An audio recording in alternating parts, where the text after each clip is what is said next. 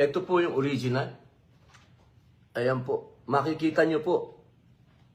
Wala po akong ginawang pambabastos sa religion namin. At wala din po akong ginawang pambabastos sa ating watawat. Wala po.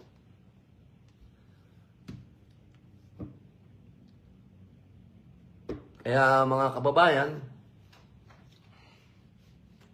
nagpipigil po ako kasi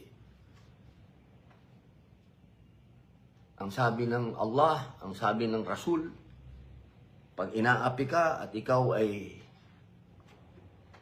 magpakumbaba, magpigil, ng galit, mas lalaki ka, mas matapang ka. Hindi ko po